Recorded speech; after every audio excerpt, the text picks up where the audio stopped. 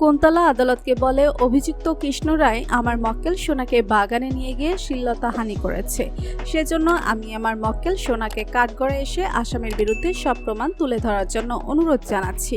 এরপর সোনা এসে তার সাথে যা যা হয়েছে সবই জজ সাহেবকে বলে। অপরদিকে দীপা অবিনাশকে ফোন করে বলে সিসিটিভি ফুটেজ সংগ্রহ করার জন্য, যেখানে কৃষ্ণ আর সোনার দেখা হয়েছিল। অবিনাশ বলে, আমি সিসিটিভি ফুটেজ খুঁজছি কিন্তু এখনো কোনো ঘটনা সংগ্রহ করতে পারেনি। দীপা বলে, সবগুলো সিসিটিভি ফুটেজ সংগ্রহ করে বের করে নিয়ে আসো তাড়াতাড়ি। অন্যদিকে আদালতে কৃষ্ণের বিরুদ্ধে হিয়ারিং শুরু হয়ে যায়। এক এক করে সোনা, উর্মি, জয়, প্রবীরবাবু সহ সবাই সাক্ষী দেয়। এরপর রূপা বলে, জজ সাহেব, আমার স্বামীর পক্ষে আমার কিছু কথা বলার আছে।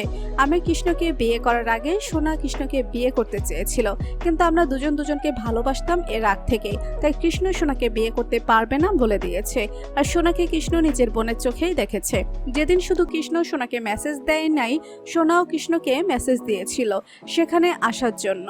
মহামান্য আদালত, আপনি চাইলে আমি সেদিনের কৃষ্ণের SMS এর সব চ্যাটিং দেখাতে পারবো আদালতে। এরপর জজ সাহেব কুন্তলাকে বলে, আপনার কি কিছু বলার আছে?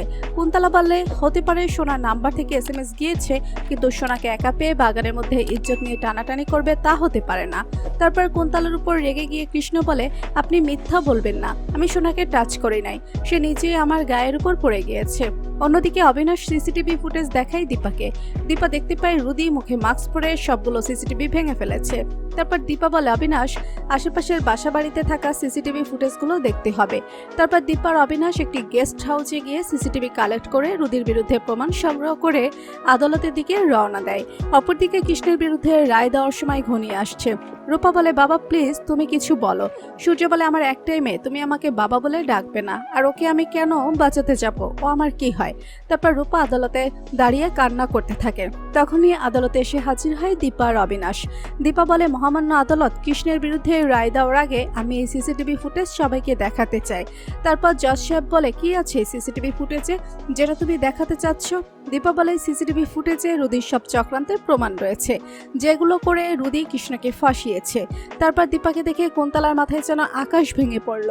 কুন্তলা বলে, দীপা এসেছে মানে প্রমাণ নিয়ে এসেছে, তার মানে এবারও কৃষ্ণকে ফাঁসাতে পারলাম না। তো বন্ধুরা, কৃষ্ণের বিরুদ্ধে চক্রান্ত করায় কুন্তলাকে কি শাস্তি দেওয়া উচিত তা অবশ্যই কমেন্ট করে জানাবেন এবং পরবর্তী আপডেট পেতে আমাদের চ্যানেলটি সাবস্ক্রাইব করে পাশে থাকুন। ধন্যবাদ।